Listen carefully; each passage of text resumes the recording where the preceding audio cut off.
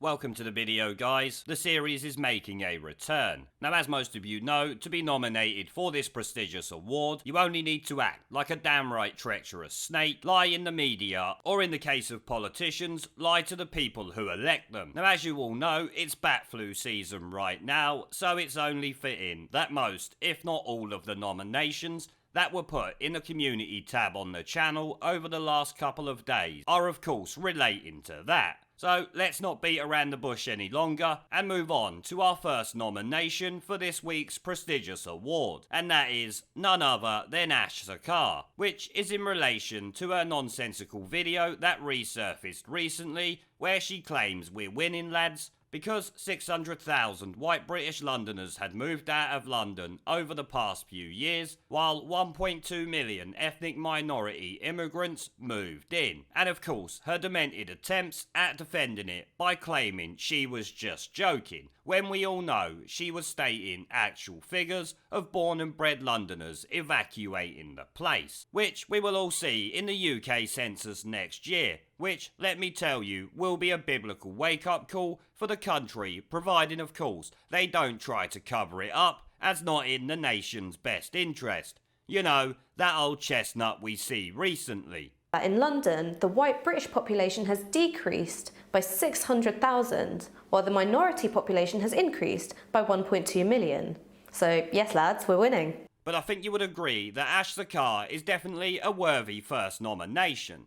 Now, our second nomination for this week's title of Shit Weasel of the Week is none other than the BBC itself, for being, as the fellow YouTuber Tailed Feature said, the bubonic bat corporation, and number one fearmongers among the snivelling shit weasels from the mainstream media networks. As you all know, they have essentially pumped out 24-hour-a-day bat flu propaganda, to the point where there is literally no news going on aside from that in the eyes of the BBC. So, like Ash Sakar as our first nomination, they are definitely worthy of the nomination my viewers have given them. And our third viewer nomination goes to Rebecca Long Daly, for trying to take some of people's businesses during bat flu bailouts, because of course these socialists need to capitalise on the situation. Though, given the fact arch Ramona Sir Keir Starmer won the leadership election, with her only managing a meagre quarter of the vote, Corbyn in a skirt's pipe dreams are in the shitter, much like the Labour Party in general right now. But trying to steal people's businesses is definitely a worthy reason to have a nomination for Shit Weasel of the Week. Our fourth nomination this week is of course the entire Western mainstream media,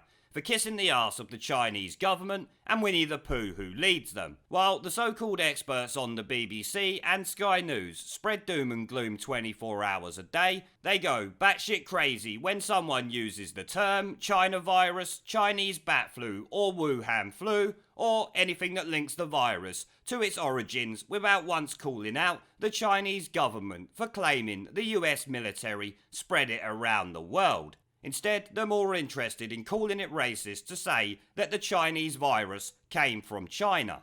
So there, I think you will all agree the entire Western mainstream media are definitely worthy of that nomination there. Our next nomination, which is nomination number 5, is the WHO, or the World Health Organization, who should really be called the Chinese Health Organization. Pretty much says it all really, don't it? They constantly parrot everything China says without once calling them out for letting this shit show occur. Let's be honest, how long were they running around saying that this couldn't be transmitted person to person? So I don't think I need to say anything more about that. We all know the Chinese Health Organization deserve this nomination. Our next nomination is for people who have been running around spitting at people or licking fruit and veg in shops. One that springs to mind is the three tosspots who spat at and punched an elderly couple that was actually stopped by Tommy Robinson, with the media ignoring that fact of course. But those three tosspots and anyone else that are doing stupid shit during this situation are definitely worthy of a nomination, so here it is at number 6.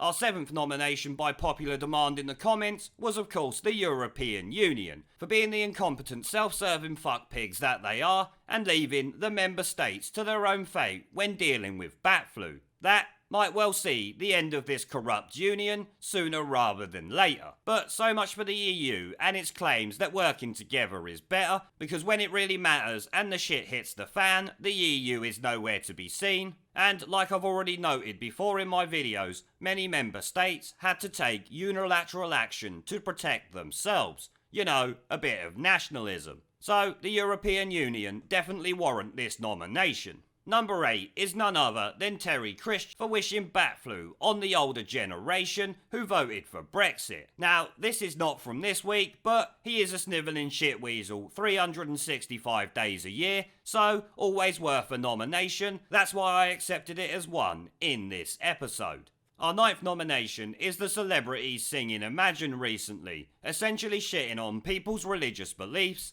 in a time of crisis, which shows how out of touch these idiots are.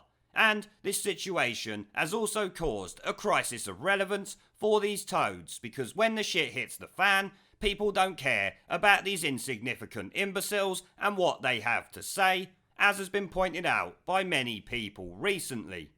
So, any celebrity standing in their mansion, sitting there singing Imagine like that's gonna make people feel any better, or that people even care what they are doing, makes them worth this nomination. In at number 10, we have none other than the Corbynated Chicken, for claiming yet again he won the argument. Now, he could be nominated for many things, but claiming he was right yet again before finally stepping down yesterday has to be worthy of this nomination. Delusional is not even the right word for this idiot. Next up, in at number 11 for the nominations, we have Bugsy Malone for flouting lockdown to joyride his trike around before slamming it into an Audi A4 and requiring hospital treatment, taking up hospital beds and emergency service workers' time for his stupidity, as I covered in a video at the time it happened. So, he has earned this nomination, that is for sure. In at number 12, we have Richard Branson, billionaire tosspot who is demanding a bailout of Virgin Atlantic despite being stinking rich and owning his own Epstein Island along with a bloody spaceship. I mean, just wow. This is also from someone who once said failing firms should not be bailed out. I guess he meant failing firms that wasn't owned by him. So, a worthy nomination for this prestigious award. Nomination number 13 is Macron and the French border guards for hijacking face masks and hand sanitizers bound for the NHS while it was passing through Calais. Which I don't think I really need to go into any more detail about. Trying to steal our NHS's personal protective equipment is snivelling shitweasel behaviour, I think you will agree. The French taking the piss again though should be no surprise to anyone, especially with Macron leading them, the slimy tosspot. Nomination number 14 this week is gonna be Gordon Brown and his one world government bullshit. Yes, he actually called for a global government. Thank you to all who nominated this wankstain. Even speaking in public after the mess he left this country in is a slap in the face to the British people. But to call for a world government just after we broke free of the EU shows he is most certainly worthy of a nomination this week, and likely any time he opens his mouth in public. Now, nomination number 15 is once again the WHO, or World Health Organization, Chinese Health Organization, whichever one you want to call it. This time, they deserve a separate nomination for ignoring questions on Taiwan during an interview on bat flu, even though Taiwan appears to be doing well in the battle against it, or at least doing better than most, because they shut their borders instantly when all this started and isolated anyone who had it, which is kinda common sense. Shame we couldn't do the same in mid-January. But the little toad who was given the interview dodges the questions from the host about Taiwan and even hangs up on her. True, snivelling shitweasel behaviour, I think you will agree. And nomination number 16, which will be the final one for this video, is of course Gina Yashir, the so-called comedian who claimed UK response to bat flu was racist because white people are in pictures. I covered this in a video recently, but essentially this idiot claims because there's not many ethnic minority groups in photos, the media and UK bat flu response was racist, when in actual fact there was many ethnicities in the NHS pictures. She had just chosen a couple to race bait about it, because what else can she do in 2020? And now we have all of our nominations in, which I think you will agree, there is definitely a fair few of them this time. To be honest, the list could have been about 500,000 long, because most people in this day and age are acting like snivelling shit weasels, let's be honest. But a winner had to be chosen. So without further ado, can I get a drum roll please, because our winner is... the former World Health Organization, now known as the Chinese Health Organization, not only for constantly parroting the Chinese government's lines, but also for their truly snivelling shitweasel behaviour regarding Taiwan and the interview just the other day, where, like I said, the WHO officer hung up on the woman because he didn't want to answer the question, proving where his masters truly live. And let's not also forget the countless other things the so-called World Health Organization has been up to since this shit show started. With 2 nominations in this pile, they were the clear and obvious winners, with I would say Richard Branson and his begging for money second, and maybe even Gordon Brown and his one world government nonsense coming in third. But I think third was a tight run thing, unlike of course our winners here. Now before I go, I've started doing live streams and uploading gaming content on my second channel. If you would like to come and join me for a live stream to chat in real time, have an interest in gaming related content on YouTube, or just want to follow me over there because you are a legend, the link will be down in the video description below and as a pinned comment. I hope to see you all there. Now as always, before I go, I want to thank our PayPal, Patreon, Subscribestar and YouTube members for supporting the channel, along with everyone who watches my videos. Remember to let me know what you guys think down in the comment section below.